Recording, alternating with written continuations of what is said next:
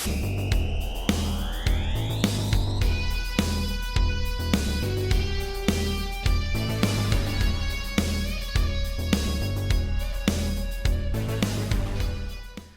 what's going on, people? It's your old pal CHH here today. So today we're going to take a look at my 90s horror Laserdisc collection.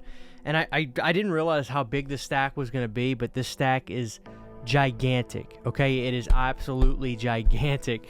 And I want to go over some of these titles, talk about some of these movies that I maybe have not talked about a lot before, and just show you the history of my Laserdisc collection, because again, as the years go by, I find more people coming to the channel, and some of them will ask me questions like, what is that? And it makes me realize, number one, I'm getting older, and number two, Laserdisc is something that I never want to be forgotten. So without further ado, we're going to jump right into this, and we're going to go from the ladder of the alphabet down to the beginning, because I naturally started pulling from A, so the stack started from there. If you have any questions about any of these or these movies, let me know. And if you're a fan of certain titles of these, please drop a comment below, let me know. And if you enjoy this video, I'll gladly do my 80s horror Laserdisc collection and then my 70s horror Laserdisc collection. So please let me know your thoughts. The first one I want to talk about, right, this is the Wishmaster on Laserdisc. This is actually late in the lifespan of the Laserdisc, and Wishmaster was kind of like this Expendables of horror at the time. You had Wes Craven Presents, you had Kane Hodder, you had Robert Englund in here, you had Robert Kurtzman directing, who was part of the K&B team. So this was very much a horror fan's horror movie in the era of the post-Scream era, quite frankly. And that's why, for me, Wishmaster is a really great breath of fresh air during this era, because it's special effects, it's gore, it's monsters, where, you know, you look at post-Scream and it's all mystery slashers with teeny bopping attitudes. I'm not hating, because I like some of those movies, but so Wishmaster's a really fun tour de force horror fans horror movie in that era, and I really like it. And what's cool is this Laserdisc has a special edition Wicked Wishes documentary. So yeah, that's Wishmaster. This was late in the lifespan. Next up is my Japanese, The Return of the Texas Chainsaw Massacre. Now guys, what's really cool about this is this only came out in Laserdisc in Japan at the time. This did not get a Laserdisc release in America. As a matter of fact, the releases for this movie didn't come out for a few years after, until like 96, I think. It might have came out on home video pretty quick. I could be wrong on that, but I know that this came out only as The Return of the Texas Chainsaw Massacre in Japan, and didn't hold the moniker for that name. What's interesting, though, is I think Orbit DVD just uncovered like this vault of Canadian VHS tapes for the Texas Chainsaw Massacre 4 a few weeks ago, and I think it might have actually been called The Return of the Texas Chainsaw Massacre. I can't remember, but if you know what I'm talking about, you have the information, let me know. But this is beautiful. I love this Laserdisc. Cost me a pretty penny just 10 years ago, so I wonder how much it's worth now. But look at that, guys. That's Texas Chainsaw Massacre 4 as The Return of the Texas Chainsaw Massacre, the real sequel. Of course, you got to get Silence of the Lambs. 1991, amazing movie. I think this is the best movie of the decade, the best horror film of the decade. Not Candyman or anything like that. To me, it's Silence of the Lambs. It's the total package. There's a great soundtrack to this movie. Every performance in this is a 10 out of 10. I just love it. It's on a different level to me. Just one of the greatest performances I've ever seen, ever, from Anthony Hopkins. Just, Jesus Christ. How about some Seven, guys? Brad Pitt and Morgan Freeman. I love this movie.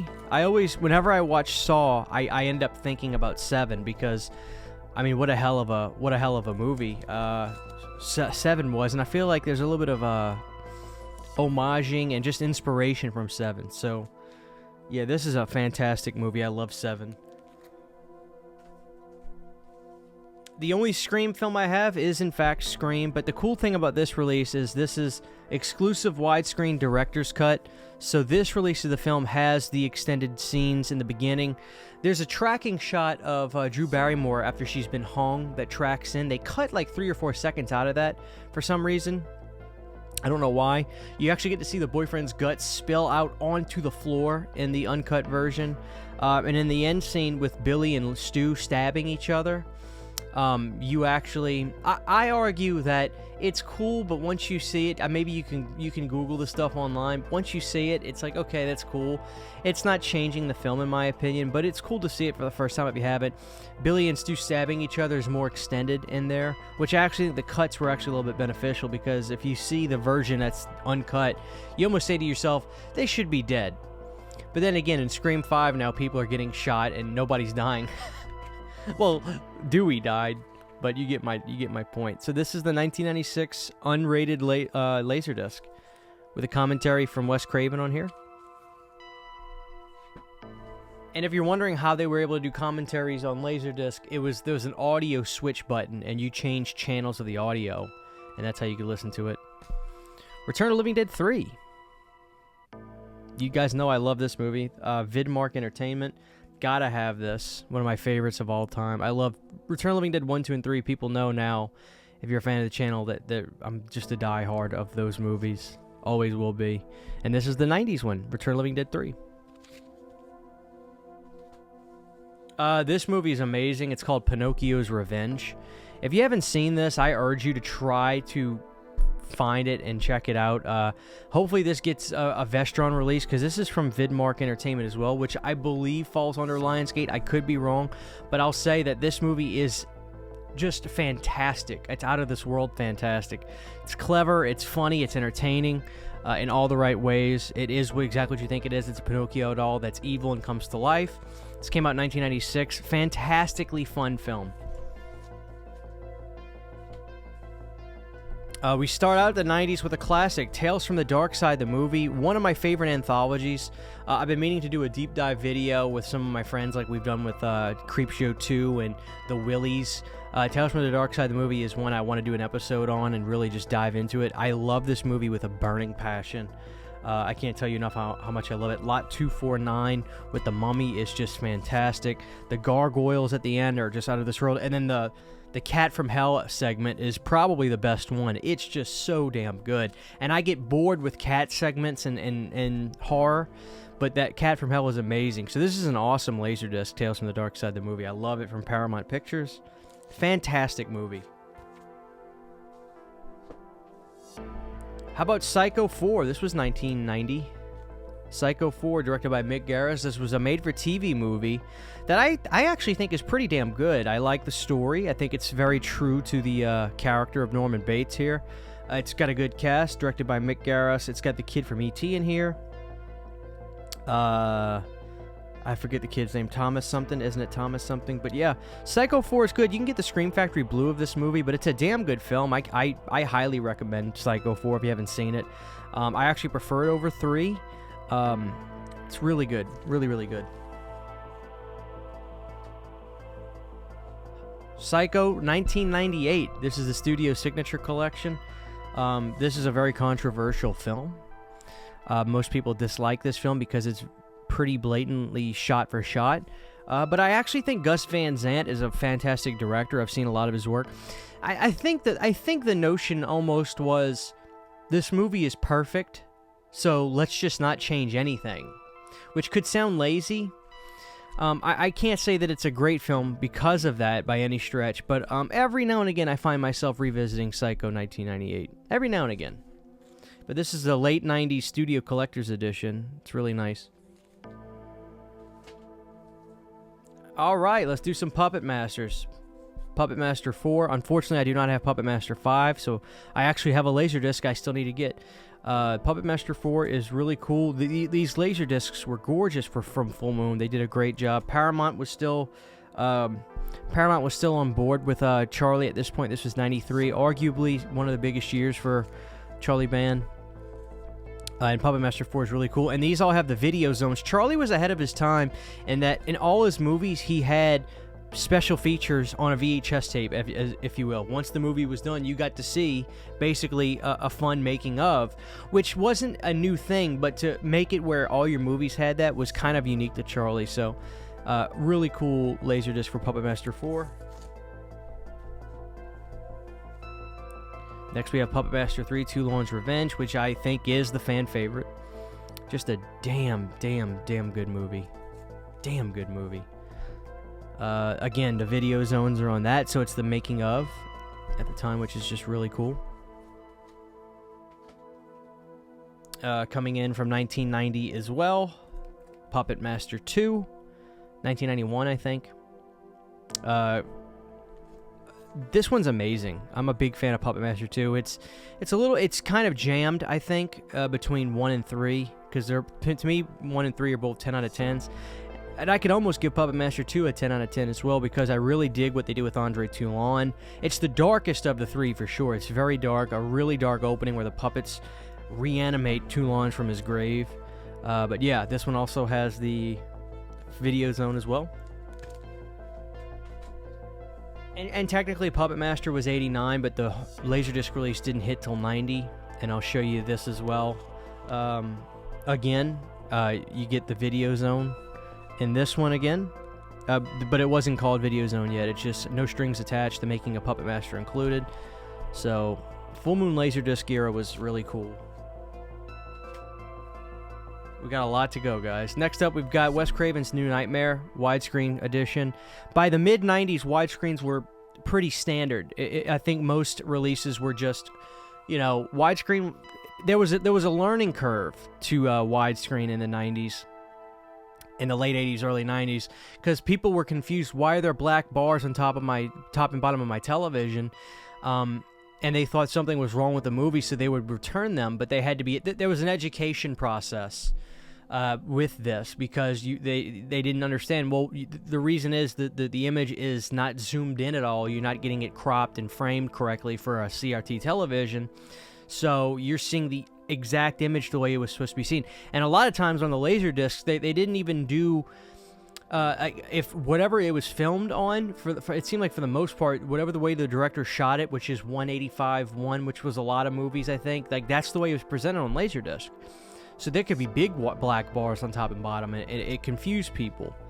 But by this point, it became pretty standard.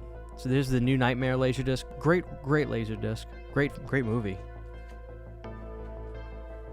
Here is Freddy's Dead.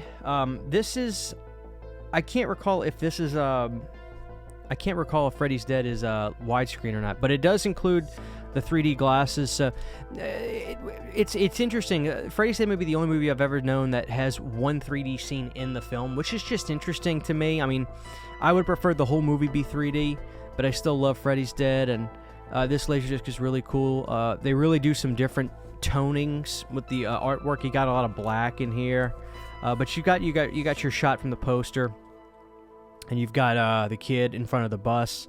But yeah, it includes the 3D glasses. So that's 1991.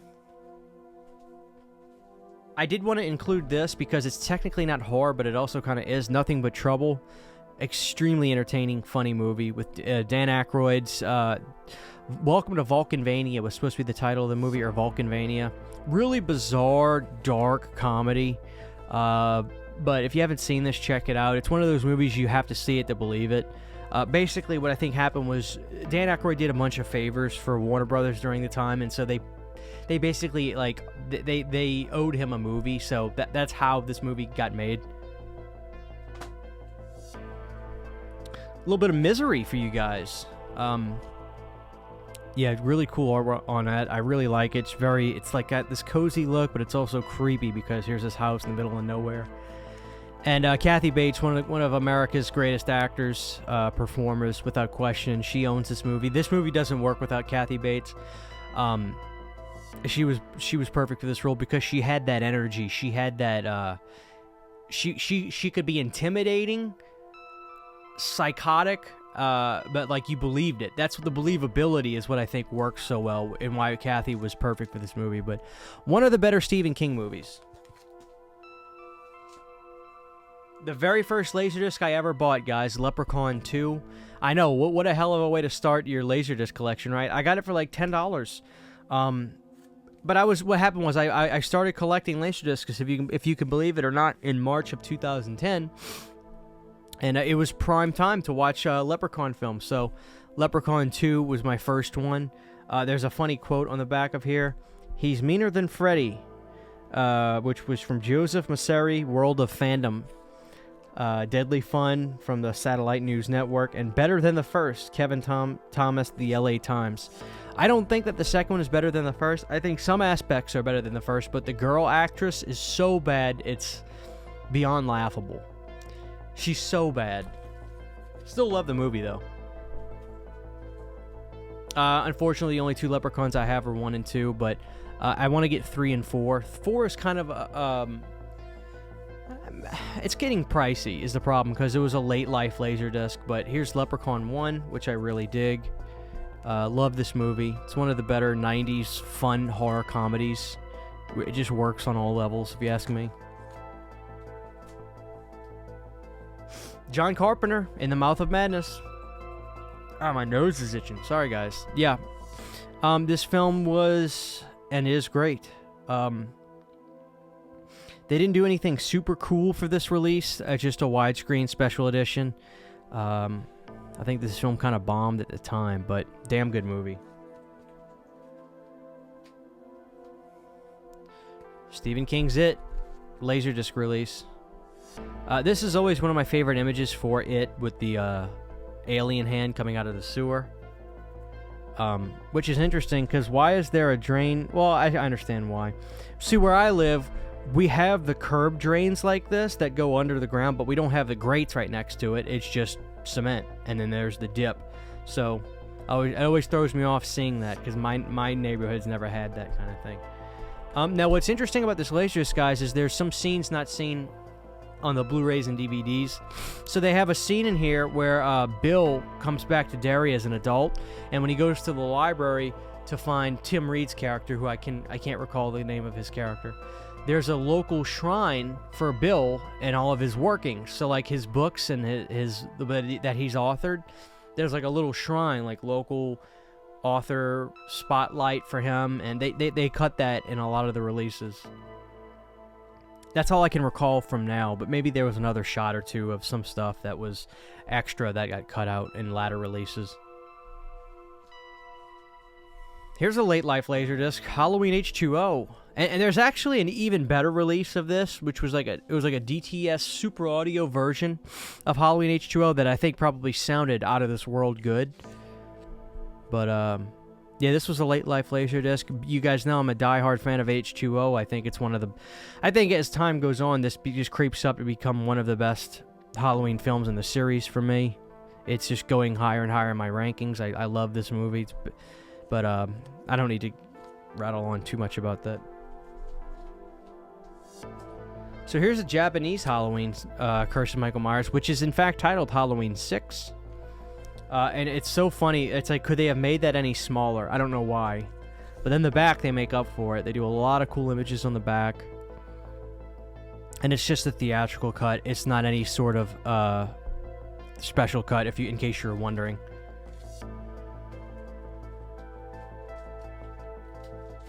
Here is the American version, Halloween, The Curse of Michael Myers. Now we're talking. The thing that always pisses me off, guys, is the shot of the girl in the knife. I always loved that. But for some reason, a lot of like the theatrical posters like that, they whitewashed it out. And I could never understand that. That really upset me.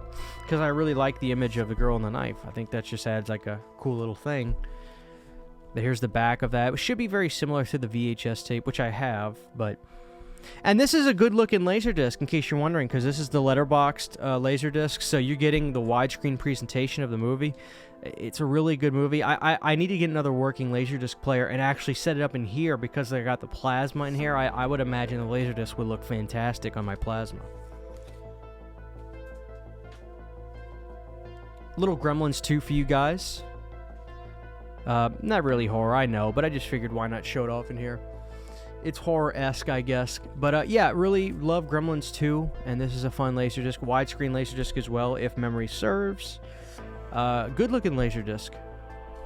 Great shot of one of the Gremlins down there. Jason Goes Straight to Hell, as I affectionately call it. Love this Laserdisc. The interesting thing about this one is, yeah, it's kind of hard to see because it's also orange. I should have done a different color, but it's the unrated director's original cut, which is still technically a lie because, as we know now, Adam Marcus has talked in detail about his real vision for the film, which is there's a lot more added to it with Creighton Duke backstory and things like that. Great shot of Jason on the back there. Yeah, really happy with this Laserdisc. It looks great. It sounds great. It's still a great way to watch the movie, quite frankly. Michael J. Fox, The Frighteners. One of my favorite 90s films of all time. I think it's the best film of 96. Super entertaining, super funny, and super suspenseful. And it's one of Michael Fox's best movies, quite frankly. The Frighteners is so damn good. I absolutely love this movie. To me, it's no competition. I love Scream, don't get me wrong, but for me, pound for pound, you don't beat The Frighteners. Hell of a movie. Yeah, it's one of Michael Fox's best films, so... This might be something nobody's heard of. This is the Frankenstein 1993 TV movie with Randy Quaid playing Frankenstein. It's actually a damn good version of Frankenstein. Now, the VHS release of this is better, though, because it comes with Frankentunes. It comes with, what was it? It's a Fred Flint's, the Frankenstones, excuse me, that's what it was. There's a bonus Frankenstones episode of a Halloween episode of the Flintstones cartoon that comes with the VHS tape, which I have. The Laserdisc does not come with the Frankenstones. But this was a 1993 made-for-TV Frankenstein movie that is actually damn good. I actually really like it. It came in lieu of like the Draculas and things like that when the original movies were coming back and we were getting, when Dracula 92 took off. This was a result of one of that. This was a Frankenstein movie that came out.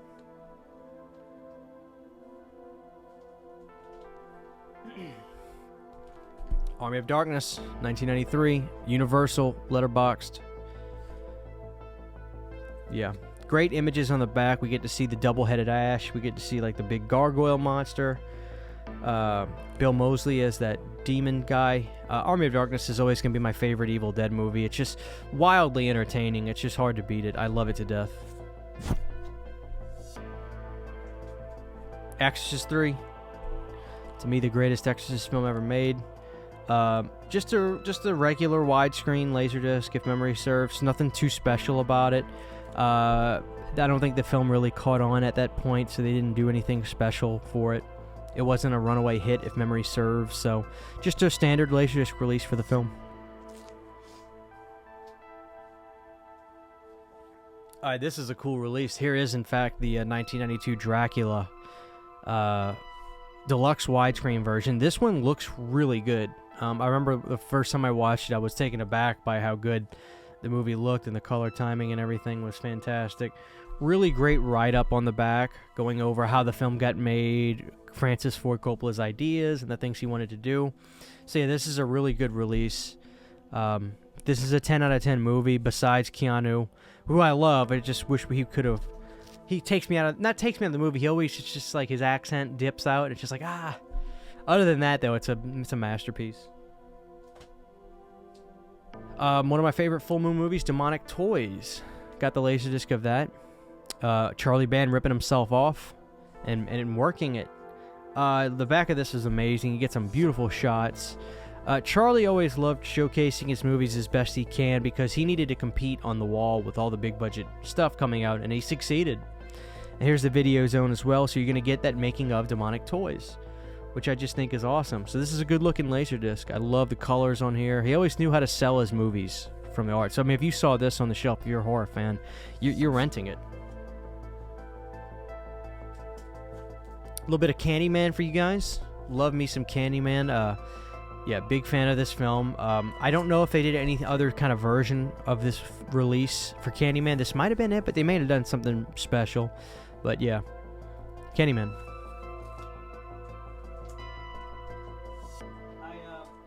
I included this just to include it. This is The Crow. Brandon Lee, rest in peace. Great film. I do wish we could have seen the guy from I forget his name. The guy from Hills Have Eyes playing like that skeleton cowboy character. Oh well. One of my favorite early 90s thrillers, horror films, whatever you want to call it. To me, it's a horror film too. Cape Fear. Hell of a movie. Martin Scorsese film. But De Niro is firing on all cylinders in this. This movie is so good. Amazing soundtrack, great cast: Nick Nolte, De Niro, Jessica Lange. Yeah, you're not gonna get much better than Cape Fear. Amazing, amazing film. If you haven't seen this, check it out. It's really edge of your seat. Child's Play 3. Great artwork on that. A great shot of Chucky's face with the blood dripping off the lip. And then the back is even cooler. Love Child's Play 3. Great movie. Unfortunately, I don't have Bride, which is on Laserdisc, but it's a little pricey because it was later in life. It's at the end of the lifespan, quite frankly. But I'd like to get it one day for sure. But yeah, there's Child's Play 3. And then Child's Play 2. Child's Play 1 was in the 80s, so that's not going to be in this video. But again, if you guys enjoy this, hopefully you are, I'll do the 80s, and you'll get to see some really cool stuff like Creepshow. And yeah, but Child's Play 2. And on the back sides of these always were home runs. Look at that shot of Charles Lee on the back, and you can see the doll boxes behind him. He's got the ruler in his hand.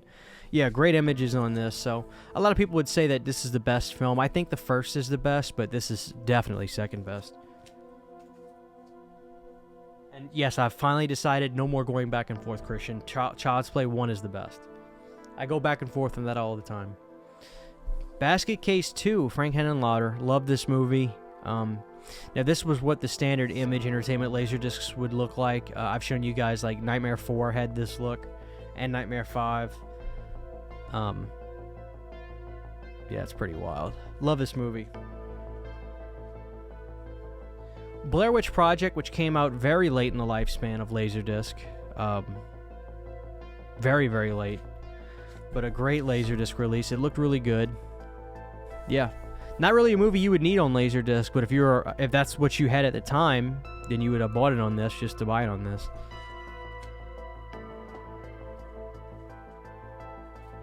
John Carpenter's Body Bags, one of my favorite anthologies from the 90s. This would be a fun one to do a deep dive episode on. Super fun movie.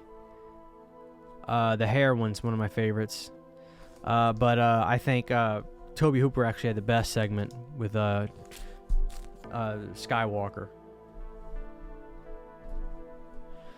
Anaconda. This is another late lifespan. I love this movie. I see a lot of bad things said about Anaconda, but if you ask me, quite frankly, I think it's actually one of the better examples of blending CGI and practical effects, because the CGI is shot from a distance, it's quick. So I actually think that this one is a good example, and I love this movie. Eric Stoltz is fantastic in here. You got Ice Cube, Jennifer Lopez. I love this movie. Anaconda is one of my favorites. The last from my 90s horror list is Laserdisc collection, that is Alien 3, which I'm a big fan of. Amazing movie, if you ask me. Really dark and moody. It's the absolute antithesis to Aliens, which is a big reason I think some people don't like it, and it kind of negates all the work done in Aliens. But I think if you're going to do a sequel, you need to be as bold and ambitious as Aliens was, so I think Alien 3 works big time. So there it is, guys. That is my 90s horror Laserdisc collection. If you enjoyed this video, please give it a thumbs up. Tell me what your favorite titles were, and if you want to see the 80s version, it'd probably be just as big of a list, if not bigger, and I've got some really wicked cool ones. Obviously, if you know me and you know what my favorite movies are, you'll know I'll have stuff like Return of the Living Dead Part 2, Day of the Dead, Dawn of the Dead, all that stuff. So thank you guys for watching this. Let me know what you think. Good old CHH. We'll see you guys next time. Thank you to all of my Patreon supporters who make videos like this possible. To get behind-the-scenes photos, videos, music, private live streams, and more, you can subscribe to my Patreon for as little as $1 a month. Thank you very much.